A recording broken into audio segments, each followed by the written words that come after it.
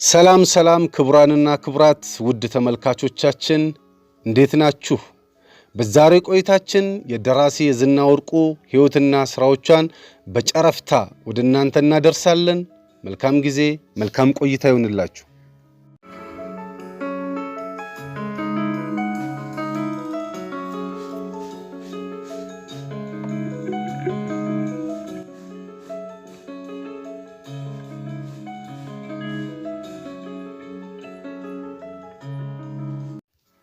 ደራሲ የዝና ወርቁ ከአባቷ መቶ አለቃ አለባቸው ወንድራድና ከእናቷ ወይዘሮ ሙጭት ወርቁ መስከረም 12 ቀን 1954 ዓ.ም ጎንደር ተወለደች። አብዛኛውን የልጅነት ጊዜዋን በእናቷና በምትወዳቸው አያቶቿ ቤት ያሳለፈች ሲሆን ለቤታቸው በጣም ቅርብ በነበረው በፊት ሚካኤል ቤተክርስቲያን ግቢ ፊደል ቆጥራለች። የዝና የመጀመሪያ ደረጃ ትምህርቷን በፋሲለደስ ወይም በቀድሞ ስሙ ቀዳማዊ ኃይለ ሥላሴ መለስተኛና ሁለተኛ ደረጃ ትምህርት ቤት ነበር የተማረችው። ከ10ኛ እስከ 12ኛ ክፍል ያለው ትምህርቷን ደግሞ በሥራ ምክንያት በተለያዩ ቦታዎች ተዛውረው ይሰሩ የነበሩት አባቷ ወዳሉበት በመሄድ በአዳማ ወይም ናዝሬት በአጼ ገላውዲዮስ ትምህርት ቤት ተከታትላለች። እዚያም በ1972 ዓ.ም በተሰጠው የ12ኛ ክፍል መልቀቂያ ፈተና ለዲግሪ በሚያስቀጥል ውጤት ካለፉት በጣት ከሚቆጠሩ ተማሪዎች መካከል አንዷ ሆና በማለፍ አዲስ አበባ ዩኒቨርሲቲ ገብታ በኢትዮጵያ ቋንቋዎችና ስነ ጽሑፍ በዲግሪ እንዲሁም በአልፋ ዩኒቨርሲቲ በሥራ አመራር ማኔጅመንት ቢኤ ዲግሪ ተመረቀች። ከዛ በኋላ ባሉት ዓመታትም የኢትዮጵያ ስነ ጽሑፍና ፎክሎርን በማጥናት በማስተርስ ዲግሪ ተመርቃለች። የዝና ወርቁ ወደ ሥራ ዓለም ከተቀላቀለች በኋላም በመደበኛ የሥራ ቦታ አገልግሎት በገንዘብ ሚኒስቴር በኢትዮጵያ ገቢዎችና ጉምሩክ ባለስልጣን መስሪያ ቤት ለ3 አስርት ዓመታት በተለያዩ የሥራ መደቦች ከባለሙያነት እስከ መምሪያ ኃላፊነት አገልግላለች።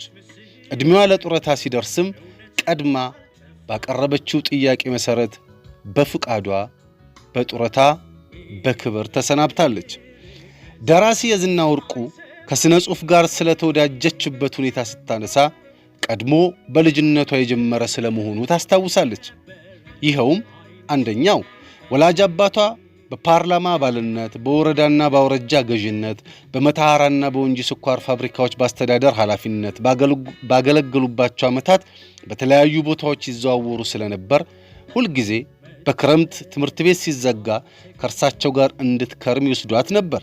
ከዚያም ሌላ በልጅነቷ ለመጻፍ ለተፈጥሮና ለገጠር ኑሮ የነበራትን ፍቅር እየታዘቡ የሚሰማትን እንድትጽፍና በርትታ ከጻፈችም እንደሚያሳትሙላት ያበረታቷት የነበረ መሆኑ ቀዳሚው ሲሆን፣ ሌላኛው የእናቷ ተረት አዋቂነትና ማታ ማታ ለሷና ለታናሽቷ ተረት ያወሩላቸው የነበረ መሆኑ ዋነኞቹ ናቸው። ከእናትና አባቷ በመቀጠል በዘመኑ ለንባብ ይሰጥ የነበረው ክብር ደግሞ የሥነ ጽሑፍ ፍቅሯ ስር እንዲሰድ አደረገው። በሷ የልጅነትና የወጣትነት ዘመን የተማሩ ናቸው በሚባሉ ሰዎች የእንግዳ መቀበያ ክፍል ወይም ሳሎን ውስጥ መጽሐፍት ዳር እስከ ዳር ግጥም ያለባቸው መደርደሪያዎች ማየት የተለመደ መሆኑና በጓደኛሞች መሃል የነበረው መጽሐፍ የማንበብ ውድድርም ጠንካራ የነበረ መሆን ለዝና አስተዋጽኦ አድርጎላታል። የዝና ወርቁ ከመደበኛ ሥራዋና ከድርሰት ተግባር በተጨማሪ በተለያዩ ጊዜያት በኢትዮጵያ ደራሲያን ማኅበር በጠቅላላ ጉባኤ ሰብሳቢነት፣ በሥራ አስኪያጅነት፣ በዜማ ብዕር ኢትዮጵያ የሴቶች የሥነ ጽሑፍ ማኅበር በፕሬዝዳንትነት፣ በሆዬ ሽልማት አስተባባሪነትና በቦርድ አባልነት፣ የኢትዮጵያ ደራሲያን ማኅበር የመማክርት ጉባኤ አባል፣ የአካባቢ ልጆች የንባብ ክበብ በማቋቋምና የተሰጠው ማሳያ ዝግጅት በመኖሪያ ቤቷ በማካሄድና ለጀማሪ ደራሲዎች ሙያዊ ድጋፍ በማድረግ አገልግላለች። በአገራችን በዘመናዊ አጭር ልቦለድ የመጀመሪያዋ ሴት ደራሲ ሆና የምትጠቀሰው የዝና ወርቁ የመጀመሪያዎቹ አጫጭር ልቦለዶቿ የታተሙት በአዲስ አበባ ዩኒቨርሲቲ የኢትዮጵያ ቋንቋዎችና ስነ ጽሑፍ ትምህርት ክፍል የ4ኛ ዓመት ተማሪ እያለች ባለቤቷ ከነበረው ጀማል ሱሌማን ጋር በ1978 ዓ.ም በጋራ ባሳተሙት የተሸጠው ሰይጣንና ሌሎች አጫጭር ልቦለዶች በተባለው መድበል ነበር። ሁለተኛው ስራዋን በ1982 ዓመተ ምህረት ያልተመቻት ችግኝ በሚል በድጋሚ ከጀማል ሱሌማን ጋር አሳትማለች። በዚህ መጽሐፍ ውስጥ ከተካተቱት ስራዎቿ የመመረቂያው ልብስ የሚለው ድርሰቷ በአዲስ አበባ ዩኒቨርሲቲ የኢትዮጵያ ቋንቋዎችና ስነ ጽሑፍ ትምህርት ክፍል ተመርጦ በጀርመን ኤምባሲ የባህል ዘርፍ ወጪ በእንግሊዘኛ እንዲተረጎም ተደርጓል። በኤምባሲው አንድ የምሽት ሁነት ወይም ኢቨንት በማዘጋጀትም በመድረክ ቀርቦ ውይይት እንዲካሄድበት ተደርጓል። ሌሎች በውድድር የተመረጡ አጫጭር ልቦለዶቿና እውነተኛ ታሪኮቿ ፖፑሌሽን ሚዲያ ሴንተር ባሳተማቸው ክንፋም ህልሞች፣ አዙሪትና ዛሬን ከተጉበት ነገን ያነጉበት በሚል መድብሉስ ከሌሎች ደራሲያን ስራዎች ጋር ታትመውላታል። እንዲሁም በዜማ ብዕር ቁጥር 1 ያጫጭር ልቦለዶች መድብልና በዜማ ብዕር ቁጥር 2 የግጥም መድብል ውስጥ ስራዎቿ ተካተው ለአንባቢ ደርሰዋል። የዝና ወርቁ ከላይ ከተጠቀሱት ስራዎች ባሻገር ዘመን ተሻጋሪ የህይወት ታሪክ ከደራሲ ፀሐይ መላኩ ጋር በጋራ ከ5ኛ እስከ 8ኛ ትምህርት ክፍል የሥነ ምግባርና ስነ ዜጋ መጽሐፍ ከሌሎች ባለሙያዎች ጋር በጋራ ሳሮን ደንሺ ሳሮን የተረቶች ስብስብ ውስጥ አንድ የሕፃናት ተረት ታትሟል። አበባና አበበ በሚል ርዕስ በተከታታይ በቴሌቪዥን ይተላለፍ ለነበሩ የሕፃናት ካርቱን ፊልሞች በግልና በጋራ ስክሪፕቶችን ማዘጋጅታለች። የዝና ከሌሎች ደራሲያን ጋር በጋራ ካሳተመቻቸው ድርሰቶቿ ባሻገር በግሏም ከዚህ በታች የተገለጹትን መጽሐፍ ታሳትማለች።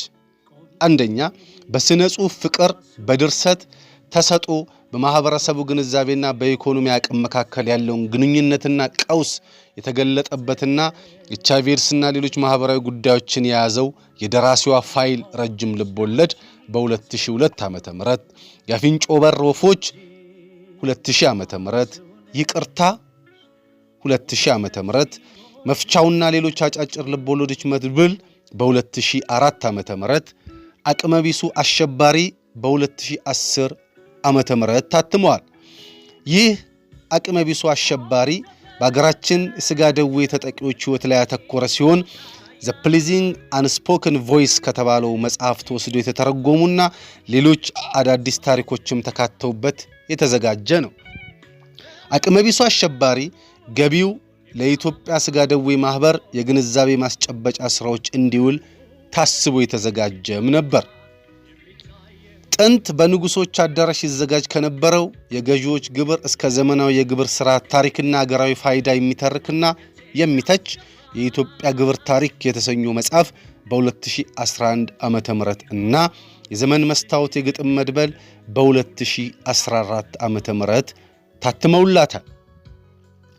ደራሲ ዝና ወርቁ ከድርሰት ስራዎቿ ባሻገር በሌሎች በርካታ ሀገራዊ ዝግጅቶችን በመምራትና በማስተባበር በልማት ማህበሮች ሰብሳቢነትና በእድር ዳኝነት ማህበረሰቡን በማገልገል በእነዚህ ከህይወት ዘመኗ በርካታ ዓመታትን ባስቆጠሩ አገልግሎቷ የሀገር ባለውለታ አንጋፋ ከያንያን በስነ ጽሑፍ ዘርፍ የ2013 የሜዳሊያ ሽልማትን እንዲሁም ከተለያዩ ተቋማትን በርካታ የምስጋና የምስክር ወረቀት አግኝታለች።